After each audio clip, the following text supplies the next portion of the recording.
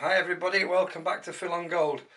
I'm going to show you the process now of taking stuff like this, which is scrap silver, and melting it down and being able to reuse it again and make it into usable metal form, shape, so we can make jewellery, okay?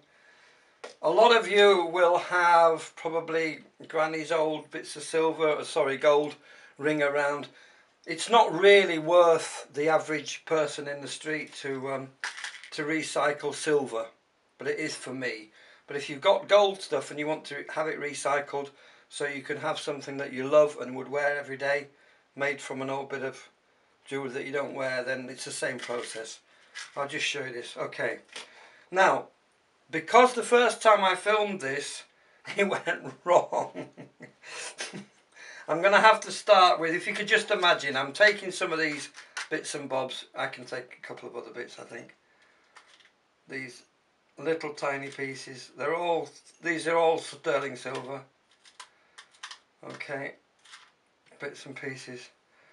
But I'm going to take this blob of silver, okay, which is something I tried to melt before and didn't work very well. But I'm going to show you how you melt it down and put it into a form where we can use it. Now, because it's melting temperature, during the melting temperature, this stuff reaches in temperatures in excess of 850 degrees, okay, and it oxidizes. The oxygen burns out the air and falls on the metal and stops it flowing, stops it soldering when you come to solder it.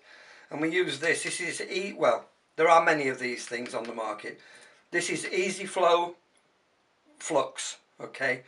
Used to be made by a company called Johnson Matthey Metals in Hatton Garden in Birmingham's Jewellery Quarter, Hockley. But to all intents and purposes, Johnson Matthey Metals have been taken over now by Cooks and Gold. But it's the same stuff, Easy Flow Flux. So before we start, I'll put a little bit of this flux on there just to protect the metal. Now what we're going to end up with, something like this. That is a sheet of 1mm thick silver sheet, okay, sterling silver, and that is 3mm wire. It won't quite look like that because it's not possible, even with a really great setup, for the average jewellery maker to end up with something as good as that. But what we will end up with is some flat sheet like this and some bar like this, but we'll come to that as we go on. Okay, I'm just going to knock the lights off so you can see better. Okay, yeah, so it is my intent to melt all this down, okay, and you probably can't see yet, but there's a slot I've carved in this fire brick, and I'm going to try to get all the liquid running molten metal. I don't know if you can hear me properly, I'll speak up a little bit. I'm hoping to get all this molten metal to go in this little slot that I've carved out. Unfortunately, molten gold and silver is a little bit like mercury. It wants to club together in a big lump, so I probably won't get it into a nice elongated piece, but we'll see. So you can see already it's getting hot. The surface of this silver is getting hot, which is good. Okay.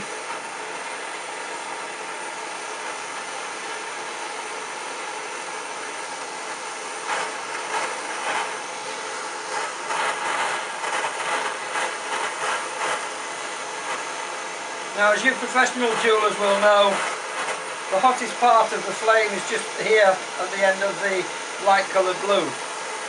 So we need to use that hottest part of the flame. Now I hope you can see this metal's getting quite liquid now. Right, so I'm just going to back off a little bit. Can you see it flowing? Fantastic stuff. Okay, now that now is absolutely red hot. It's probably still over 750 degrees Celsius. I'm going to I don't want to touch it too quickly because it's still not solidified much inside. It's a bit like lava, isn't it, really? Okay, I'm going to pick this up. Normally I would put it into a thing called Pickle, which is a mixture of sulfuric acid and water at about 10% or a little bit stronger. But because this is absolutely red hot and I want to get it in there quickly, it's going in the water. Okay?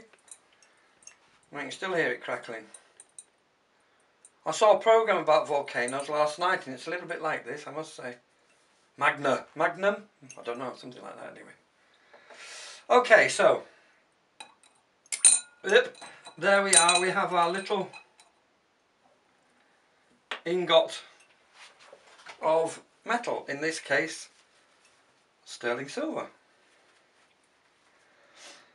But you can see it looks dreadful. Okay, it's got flux on it here, it's all tarnished and what have you. What I'm going to do very quickly, if we've got time, I'm just going to heat this up a little bit and put it in the pickle. It'll make it a lot cleaner, a lot easier to work with. I don't need to get it terribly hot.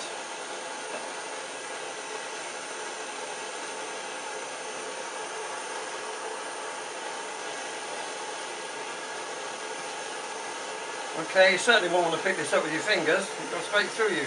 But that's it, straight in the acid, in the pickle.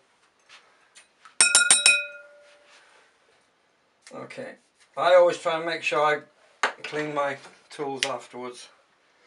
Okay, now normally I would leave this in here a good half an hour or more, but to save time, well, I can show you quite quickly.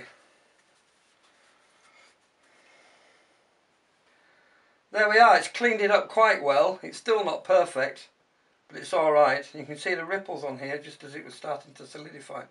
But that's okay. What you would do now is you would file it up a little bit. Leave it in the pickle a little bit longer to really clean up. File it up a bit and then we will put it on a thing called a swage block, which is a great big lump of metal like that. Okay. Give it lots of hefty clatters with a metal hammer. When we make jewellery we never hardly use metal hammers, but for this we need to, okay. And then we anneal it, and there will be a video about annealing later on in this series. Okay, so now what we do is we take it over to this here machine. And it's a set of rollers, you can see that. It looks like an old-fashioned mangle in a way. And if you're wondering why this bit of cloth is here, it's because every time I took a piece and put it through the roller and brought it out, it would fall on the floor or somewhere else or behind my gas bottle. So it's just a little skirt. I'm sure I could make it a lot posher than this, but it works fine. Okay, so what you do essentially is you put this through the roller, make it a little thinner, anneal it, make it more thinner, what ridiculous English. Thinner, anneal it, make it thinner until you've got it into a form where you can use it. Now if we come back to the workbench, you see this doesn't really look like silver at all, but I can assure you it is. But all we have to do is buff it up a little bit with this and we get something like that. I hope you can see that, I hope that catches the light. And that is a piece of silver sheet about 1.5mm thick. Okay, and that's very usable. And it's been annealed so it's quite soft and you could work it quite well. That is the same thing but in bar form. It's about 3mm, that is, guys.